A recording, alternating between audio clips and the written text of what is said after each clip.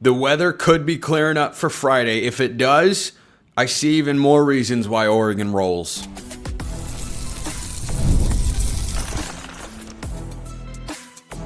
You are Locked On Ducks, your daily podcast on the Oregon Ducks. Part of the Locked On Podcast Network, your team every day. Yes, it is that time once again for Locked On Ducks. I'm your host, Spencer McLaughlin. Thank you all so much for making this your first listen or your first view of the day. It is part of the Locked On Podcast Network, your team every day, your number one source to stay up to date with the Ducks, and part of the number one sports podcast network out there. Thank you all so much for making that happen. I've got reaction to Oregon being number 8 in the college football playoff rankings.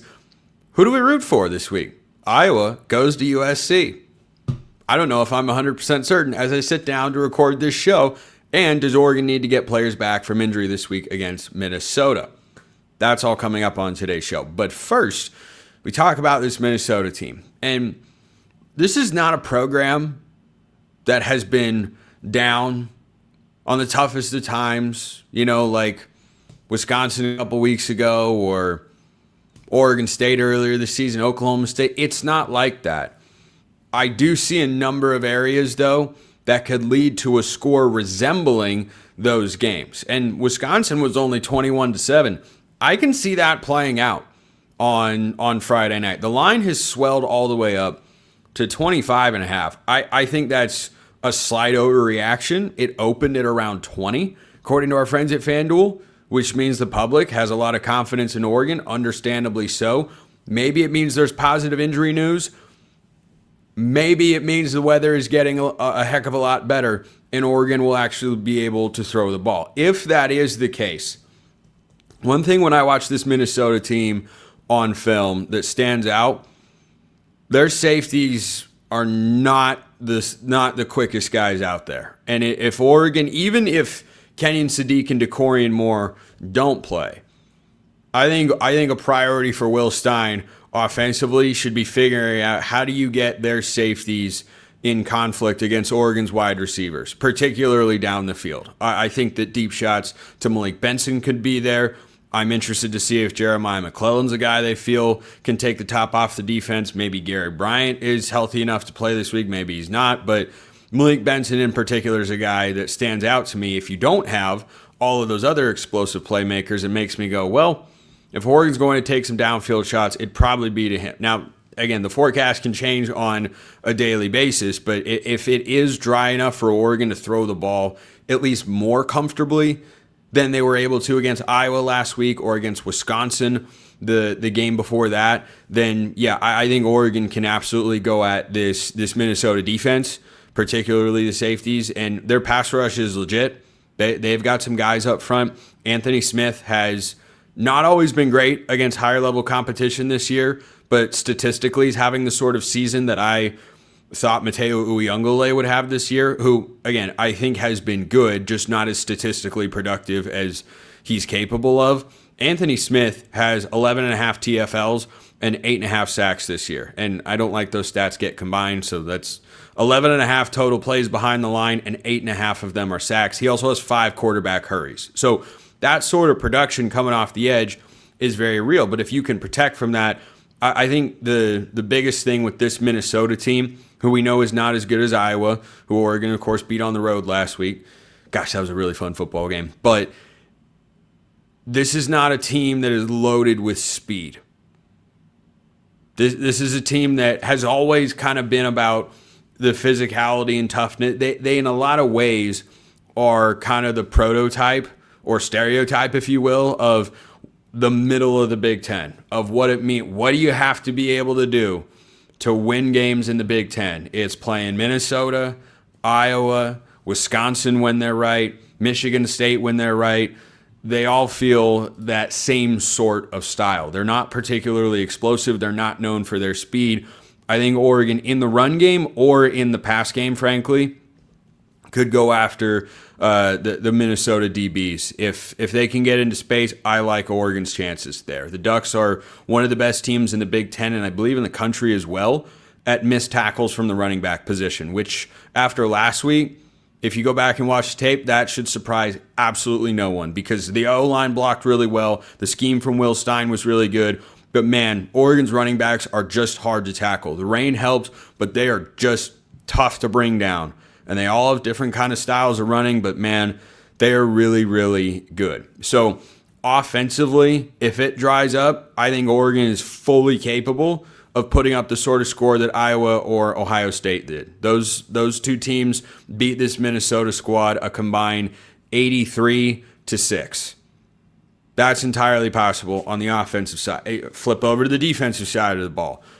Minnesota hasn't been great at anything. They've been capable at times, but they have also struggled on the road. Now, this is their best opportunity, and this is one of the interesting points going into this game. They have struggled on the road this year. This is easily their best chance to have a good road performance.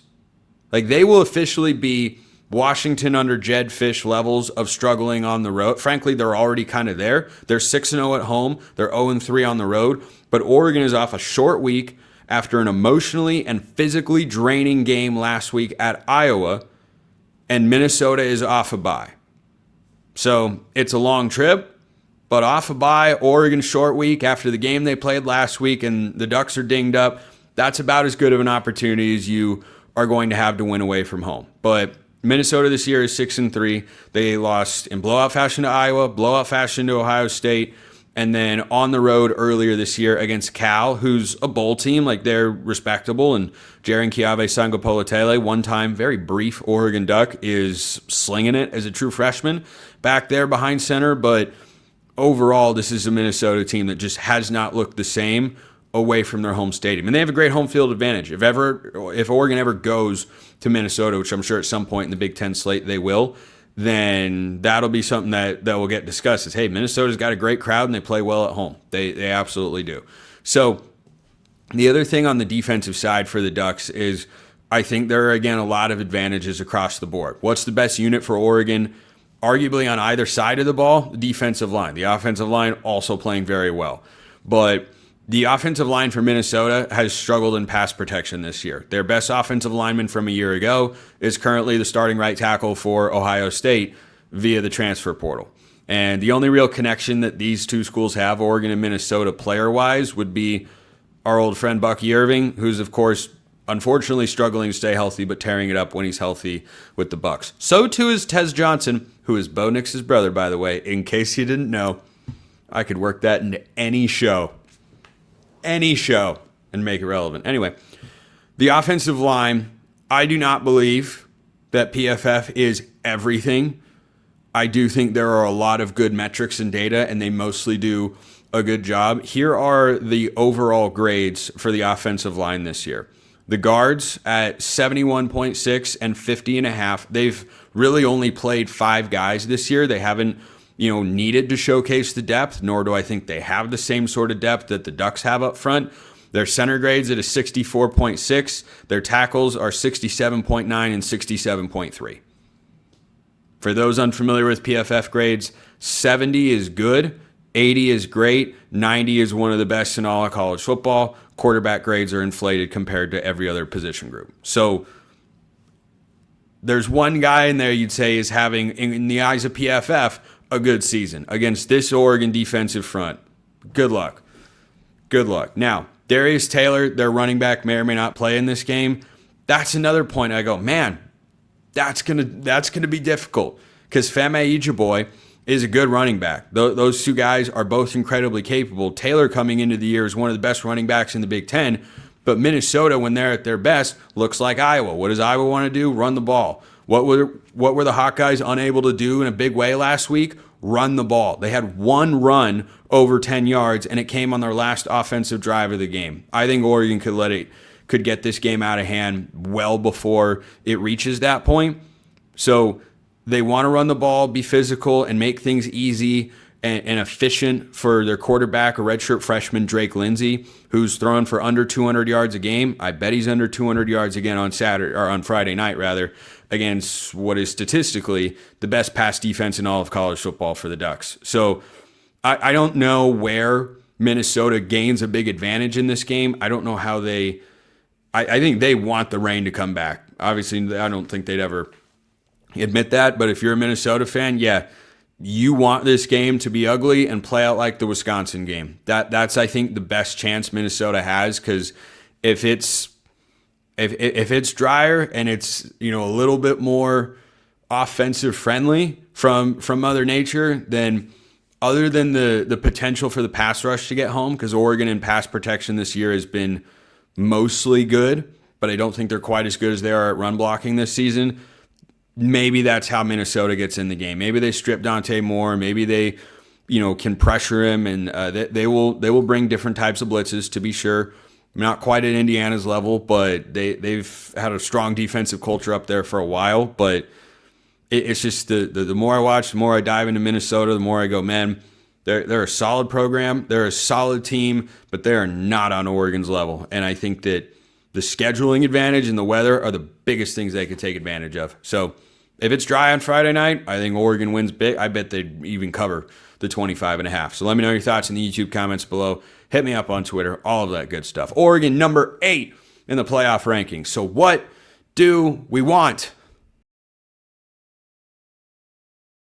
First, this episode brought to you by FanDuel. The NBA is back, and there is no better place to get in on the action than FanDuel, the official sports betting partner of the NBA. Even if you miss the start of the game or want to ride the hot hand, FanDuel has live bets on everything from who will score next to fourth quarter comebacks. Plus, you can even combine your live bets into a same-game parlay for a shot at a bigger payout. It keeps every game exciting, especially when your team's making that late push. And the other day, as in the day I'm recording this, that was the Blazers. That was also Oregon basketball.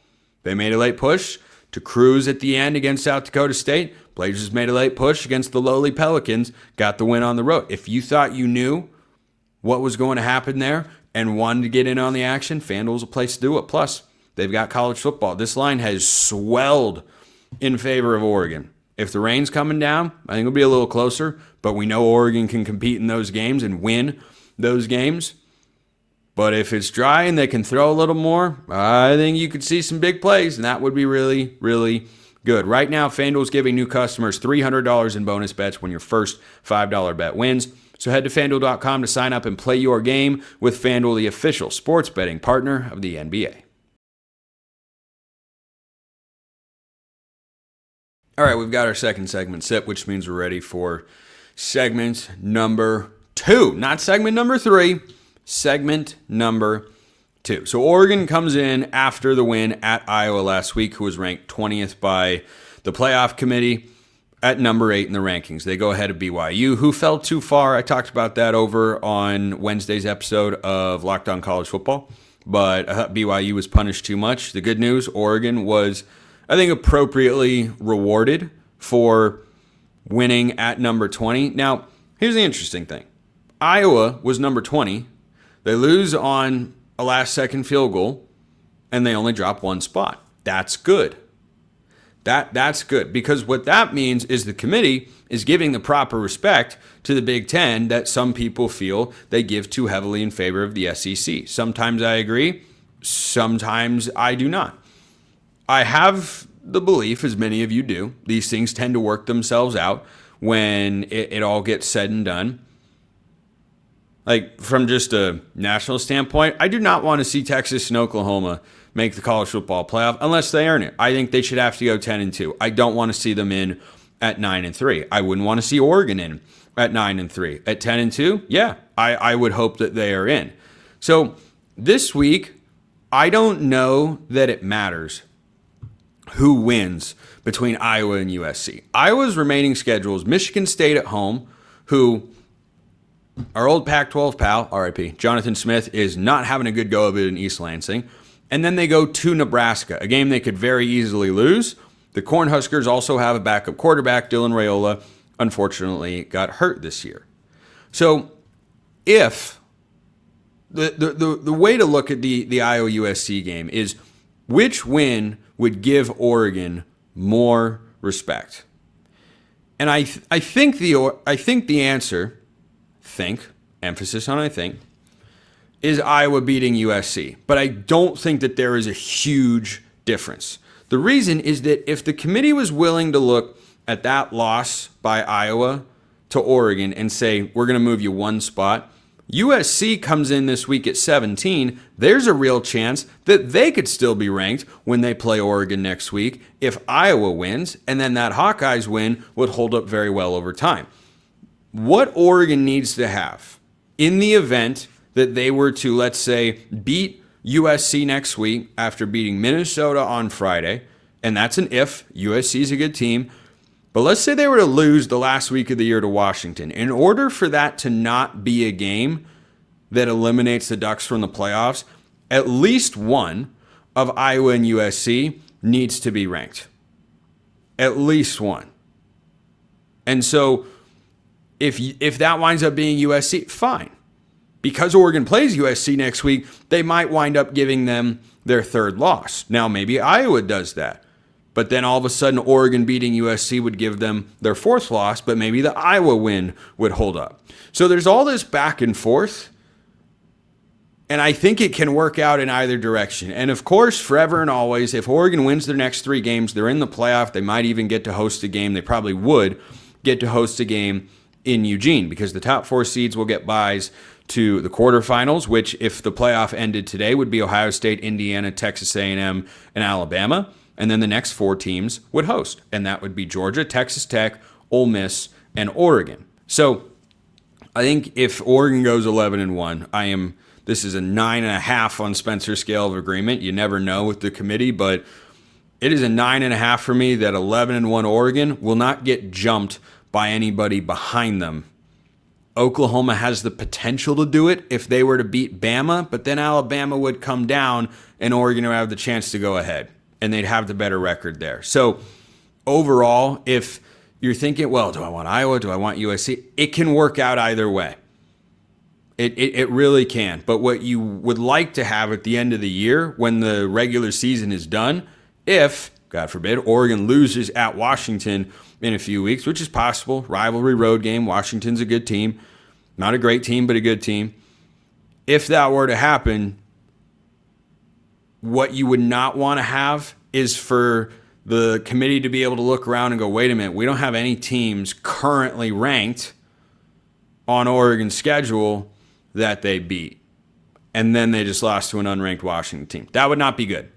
That would not be good. So overall, yeah, it's kind of just going forward, business as usual and such. But I thought about it more and more as I was recording the show and before I recorded the show and realized, yeah, I don't think it matters. So if you want to root against USC for the sake of rooting against USC and root for Iowa because you respect the Hawkeyes and what their program is about, that's totally fine. If you'd rather USC win so that next week is a bigger showdown and you throw in an outside possibility, which is not likely, as I'll talk about later, that GameDay would come to Eugene again, then sure, that's fine. I really don't think there's that big of a difference between the 2 different outcomes there. So L Skywalker 4522560, a lot of numbers in there, says, of the realistic outcomes, which seed does Oregon want most? It seems like 8-9 is the worst draw. Collision course for a second-round matchup with Ohio State, no thanks.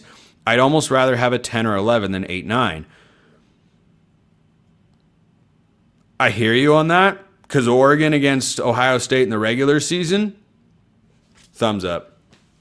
In the postseason, hasn't gone well over the years. However, I don't know that I'd ever, certainly the team, but if I'm just talking to the fans, which of course mostly who I'm talking to here, I don't know that I'd ever advocate for adopting the mindset of avoid this team. You're going to have to beat them eventually. If they're as good as we think, you're going to have to be, and going into a postseason saying, well, scared of this team, don't want to play that team. Well, I hear you, but also it's not the right way to think about it. It's not the way the team should think about it, and I don't think that it is.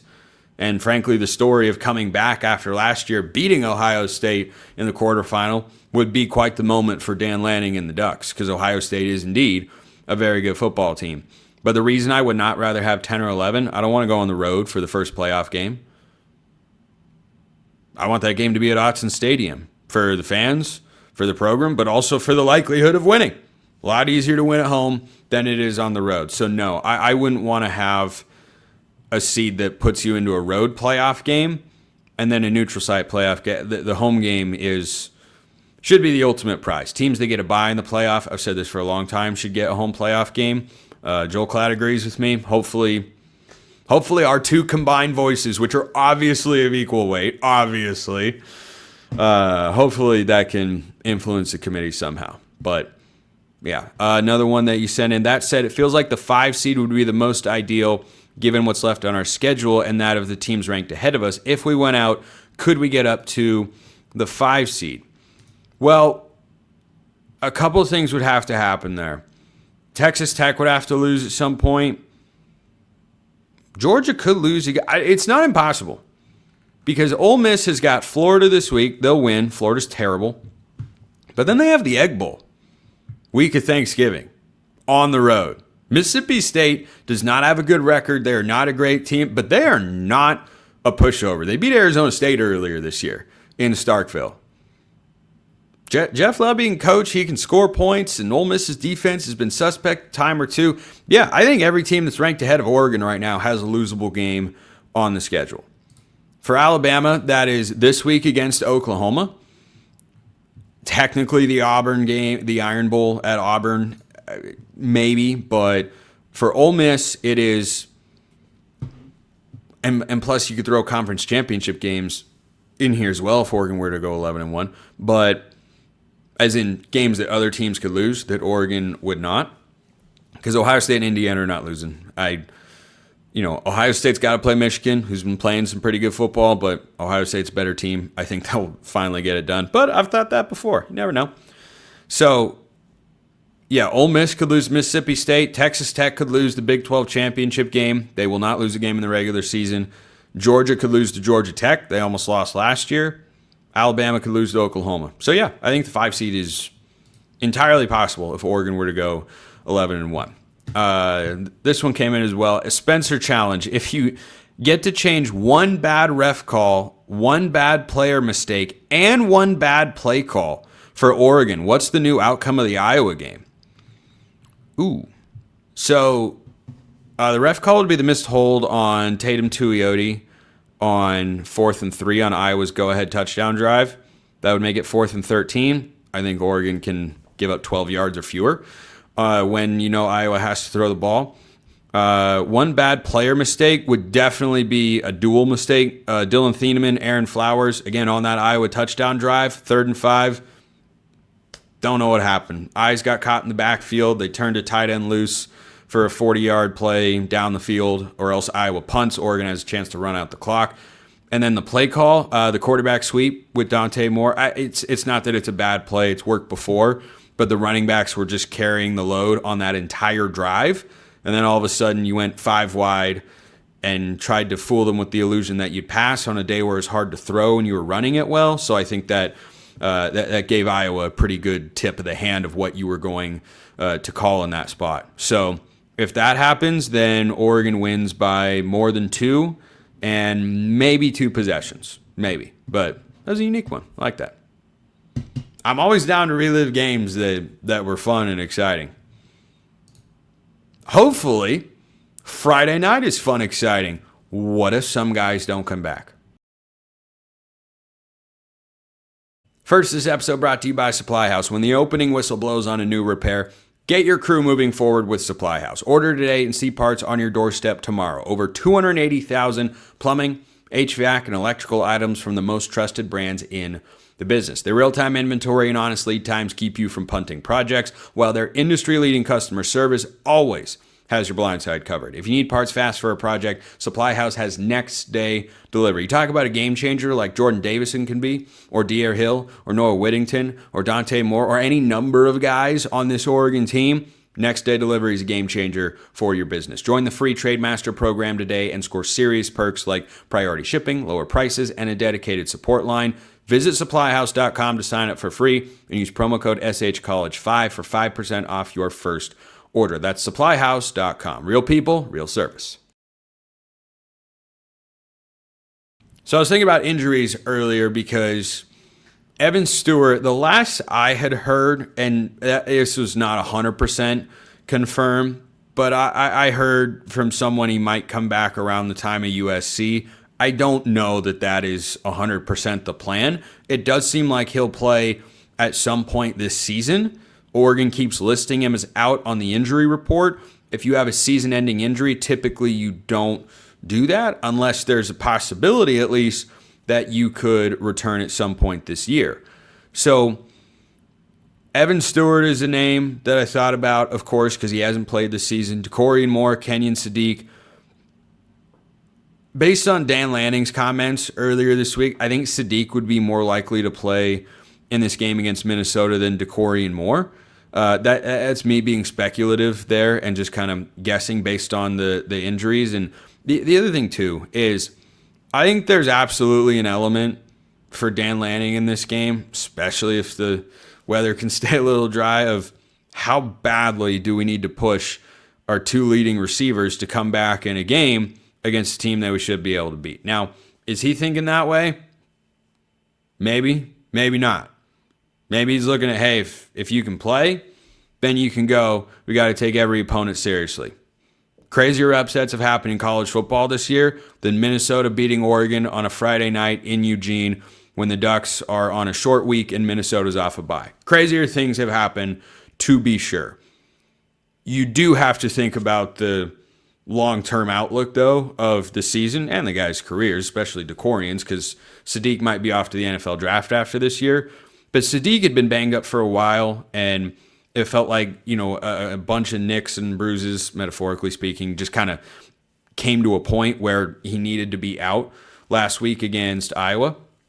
And, of course, the guys that stepped up, Jamari Johnson, Roger Saliapaga, thought they both played great. Perfect? No, nobody ever plays perfect. Saliapaga had the hold on that quarterback sweep I was talking about. Jamari Johnson played about as good of a game as you could hope for. But obviously you have something with Kenyon Sadiq that those guys can't bring you, and that's the explosiveness in the vertical passing game from the tight end position, which is very unique and why Sadiq is awesome. So I think that if he's able to go, that wouldn't shock me. I'd be a little surprised if Decorian Moore is able to play. His injury is not expected to be season injuring based on what I have heard and what I've heard others say about the injury as well. So that's encouraging news. The bottom line, though, and then there's Alex Harkey, and man, the O-line played so well last week. I would feel extra okay on the offensive line if you said, let's rest up with Alex Harkey. And Oregon went through this last year. Marcus Harper got hurt. And they went to the Wisconsin game, and there was one other, I think it was the Maryland game that preceded it maybe, where Harper couldn't play, and they went with Davey Uli at guard. And after the Maryland game, that mostly went well, and the O-line played well, you went to Wisconsin probably thinking, we're not going to push them because we feel like there's enough depth here. There's clearly enough depth. Minnesota is good up front. I mentioned earlier how disruptive Anthony Smith has been, but they're not good enough to the point where, hey, you push a guy through an injury and risk losing him for more games down the line when you saw the proof of concept with the replacements last week. And I thought Oregon's receivers did as well as you could have hoped. And if it, isn't a torrential downpour for what would be a third straight game, then yeah, I think Jeremiah McLaughlin could have an even bigger day. Maybe Cooper Perry, Malik Benson as well. And I don't expect Decorian Moore to play. I think Kenyon Sadiq is more likely. I don't know exactly how likely. I haven't heard from anyone super recently on that, so we'll just kind of have to wait and see. And we know Dan Lanning keeps everything really close to the chest. But like big picture, injuries are not going to be a valid excuse for me coming out of this game if Oregon struggles. It won't be, oh man, they need to get healthy. No. That wouldn't be the problem. I don't think this Minnesota team is talented enough or deep enough or just good enough overall to keep up with Oregon, even with the guys that they are missing. Devin Jackson missed last week. If he can come back, great. If not, Jerry Mixon should be more than serviceable. He led your team in tackles last week against Iowa. So I think for Oregon, if the injuries play a factor, yeah, that stinks. You want to get healthy at some point. It should not come into play in this game against Minnesota. So, wanted to throw that out there. I'll close with this question from Tashi. Is that like an homage to Tosh Lupoi? I don't know. Why is Notre Dame at Pitt on ESPN GameDay? There are a lot more interesting matchups than this game. who got to keep it G-rated here, my guy, with the question, but good thing I caught that there, so I didn't have to do a little editing. Who gives a crap about Notre Dame and Pitt? Because Notre Dame is involved. There's maybe a slight college football playoff implication, but that's all. Number one, there's a major playoff implication, because if Notre Dame loses, they will be out. Undoubtedly. Notre Dame at 9-3, no, on 10-2, they should be on the brink. And I think the committee has them too high. But there's that angle. There's also the angle that Texas at Georgia is a great game. Oklahoma at Bama is a great game. They've already been to both of those places. So I'm sure I'll get a question from somebody who doesn't hear this particular part of the show or hasn't considered this, and that's okay. That's what I'm here for. If Oregon wins and USC beats Iowa, there'll be a question, well, could Oregon USC be game day next week? Well, when they've already come to Eugene this year, game day makes an effort, understandably so, to avoid going to the same place twice because they want to hit as many different locations as they possibly can. So I actually haven't checked the slate for next week, but for this week, those are the ranked games in college football. The Big Ten has more point spreads this week that are 25 points or more than ones that are single digits. So that's how the schedule rolls sometimes. Notre Dame at Pitt is a top 25 matchup. Notre Dame's 9. It's way too high. Pitt is 22. I also think that's too high, but Pitt's respectable. Since they made a quarterback change, Pitt is 5-0, and he's thrown for 250 or more in like every game but one. So there just weren't any other realistic options. Maybe you could have done Arizona at Cincinnati because you haven't been to Cincy this year, and they were featured on game day, but they weren't in Cincinnati when they played Utah. And that's not as big of a deal. Oregon's been on game day twice this year, obviously with Penn State and Indiana. But they've already been to Alabama. They have already been to, to Georgia earlier this season. I guess the other one would have been Iowa at USC. Like that was the other option. If you feel like they should have been there, okay, I think that's fair. But Notre Dame is playing for its playoff life. So is USC, though. So I think that's actually a valid argument, given that both of those teams are ranked. So, that's one that definitely could have been in the fold. But for next week, if Oregon wins and USC beats Iowa, both of which I think will happen, at minimum, you'll have a top 20 matchup. You probably have a top 15 matchup. The games you'll have to contend with, think about this, and maybe this is game day thinking ahead. BYU goes to Cincinnati next week. That could be a game day matchup. If Pitt were to win, they go to Georgia Tech next week. That could be a game day matchup because that game is at Georgia Tech in Atlanta. And that's kind of the extent of the slate. So, yeah, keep an eye on those ones for where game day would go. I don't think they go back to Eugene. I don't think they double up unless there's really nothing else, but I do think there will be other options. So if BYU beats TCU and Cincinnati beats Arizona, I'll call my shot right now and say they will go to Cincinnati next week because they'll view that. For Cincinnati, it definitely would be. For BYU, it probably would be a playoff elimination game and a top 25-ish showdown. So that's how we wrap today's show. If you got questions on Minnesota, let me know. Still got one more show before the game tomorrow. Appreciate everyone listening. I'll see you next time. Until then, hope you all have a wonderful rest of your day, and go Ducks.